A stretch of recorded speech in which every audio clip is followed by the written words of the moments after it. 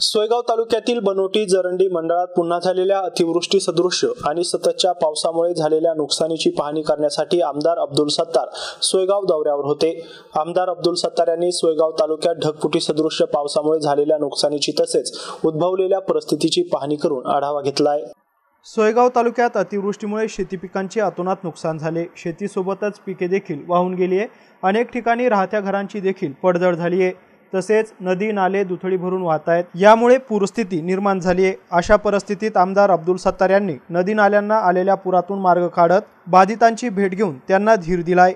शेताच्या बांधावर जाऊन झालेल्या नुकसानीचा आमदार अब्दुल सत्तार यांनी आढावा घेतलाय। तालुक्यातील बनोटे आणि जरंडी मंडळातील नुकसान झालेल्या शेतापर्यंत गुडघ्यापर्यंतच्या पाण्यात आणि चिखलात वाट काढत आमदार अब्दुल सत्तार यांनी पाहणी केली आहे।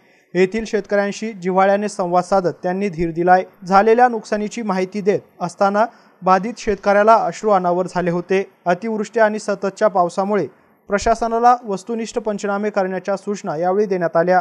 शेतकऱ्यांनी धीर धरावा। नुकसानग्रस्त शेतकऱ्यांना सरकार वाऱ्यावर सोडणार नाही। राज्य शासन आपल्या पाठीशी खंबीरपणे उभे आहे, अशा शब्दात आमदार अब्दुल सत्तार यांनी नुकसानग्रस्त शेतकऱ्यांशी संवाद साधताना त्यांना धीर दिलाय। विजय चौधरी, MC न्यूज सोयगाव, छत्रपती संभाजीनगर।